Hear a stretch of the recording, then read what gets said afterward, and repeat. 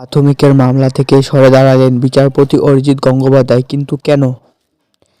Kolkata high court বিচারপতি অরিজিৎ গঙ্গোপাধ্যায় এজলাসে উঠেছিল মামলায়, কিন্তু সেই মামলায় বিচারপতি গঙ্গোপাধ্যায় নিয়ে এজলাসে রাখলেন না। ওই মামলার বৃহৎ স্বার্থ রয়েছে, সেই কারণেই তিনি এই মামলার শুনানি চাইলেন না। প্রাথমিকের মামলা ছেড়ে দিলেন বিচারপতি অরিজিৎ গঙ্গোপাধ্যায়। বৃহৎ স্বার্থ জড়িয়ে রয়েছে এই মামলার সঙ্গে, এমনই মনে করেন বিচারপতি অরিজিৎ গঙ্গোপাধ্যায়। সেজন্য তিনি হাইকোর্ট প্রধান বিচারপতি টি.এস. শিবজ্ঞানমের কাছে পাঠালেন। সোমবার এই মামলা ছেড়েলেন বিচারপতি গঙ্গোপাধ্যায়। এই ঘটনার সময় আসতে চর্চা শুরু হয়। বিচারপতি গঙ্গোপাধ্যায় জানান, প্রাথমিকের ওই মামলার সঙ্গে বৃহৎ স্বার্থ জড়িয়েছে, তাই মামলাটি জনস্বার্থ মামলা হিসাবে শুনানি করা উচিত। কিন্তু কোনো বিষয়ে মামলা এসেছে বিচারপতি অরিজিৎ গঙ্গোপাধ্যায় এজলাসে।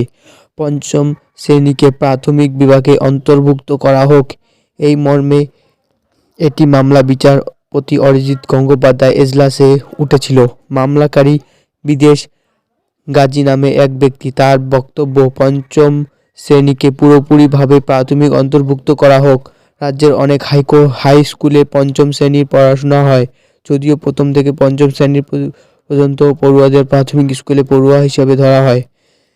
কেন্দ্রের নীতি অনুসারে প্রথম থেকে পঞ্চম শ্রেণীর প্রাথমিকের মধ্যে ধরা হয়। সেই হিসেবে রাজ্যের টেট পরীক্ষাও নেয়। ষষ্ঠ থেকে অষ্টম শ্রেণীর জন্য আলাদা করে পরীক্ষা নেওয়া হয়, কিন্তু পঞ্চম শ্রেণীকে অনেক জায়গাতেই প্রাথমিক স্তরে যোগ করা হয়েছে না, সেই কারণে এই মামলা করা হয়েছে। বিচারপতি অরিজিৎ গঙ্গোপাধ্যায় বিষয়টি গুরুত্ব নিয়ে শোনেন।